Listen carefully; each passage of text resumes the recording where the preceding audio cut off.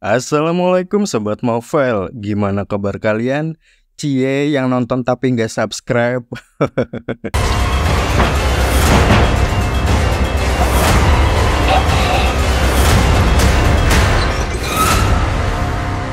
Kowe teko, tapi aku kudu mateni kowe.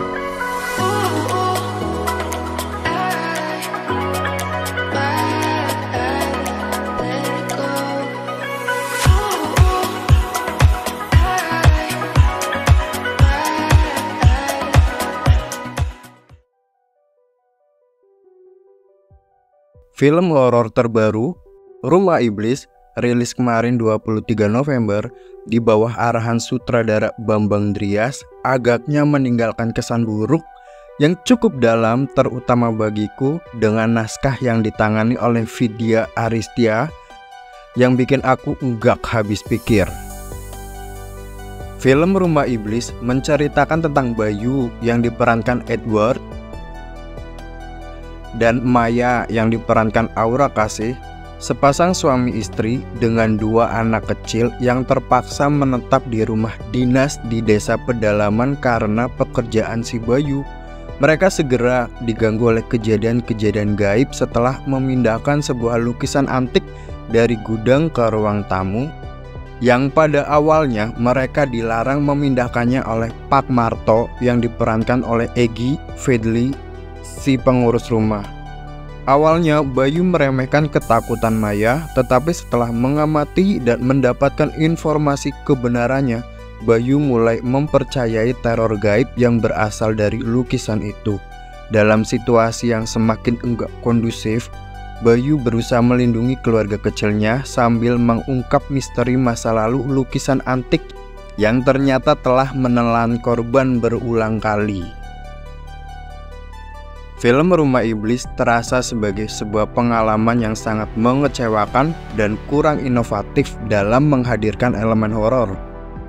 Terlepas dari bulan November yang penuh dengan film horor, sayangnya film ini belum bisa memberikan kesan yang tajam dan unik.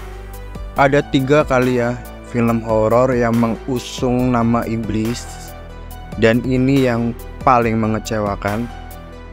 Aura Kasih sebagai cast utama tampak kurang mengesankan dalam perannya, aktingnya enggak menciptakan dampak yang kuat, dan kurangnya chemistry dengan Edward Akbar semakin meredupkan daya tarik film ini. Kedua pemeran utama seharusnya menjadi tulang punggung cerita, tetapi sayangnya mereka nggak mampu menghidupkan karakter dengan baik. Seenggaknya itulah yang aku lihat dan rasakan saat nonton film ini. Adegan-adegan konyol dan enggak logis hanya menambahkan kebingungan daripada ketegangan.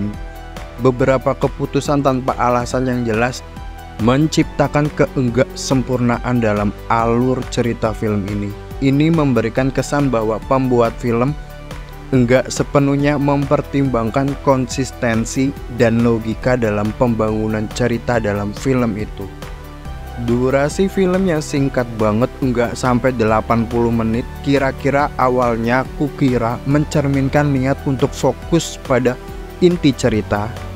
Namun pada akhirnya yang aku rasakan, film ini terasa tergesa-gesa dan enggak memberikan ruang untuk mengembangkan potensi cerita yang lebih dalam. Penggunaan sequence mimpi yang repetitif terasa sebagai upaya untuk menciptakan misteri, tetapi nyatanya berujung pada rasa kebosanan dan kekecewaan. Penampakan hantu yang kurang menakutkan, iringan musik yang enggak menggugah, ide cerita kaku semakin membuat aku kecewa. Dan secara subjektif, skor dariku 2 dari 10. Semoga saja untuk selanjutnya seperti film ini juga seharusnya lebih memperhatikan detail dan memberikan yang terbaik kepada penonton yang telah berinvestasi dalam bentuk waktu dan uang untuk membeli tiketnya.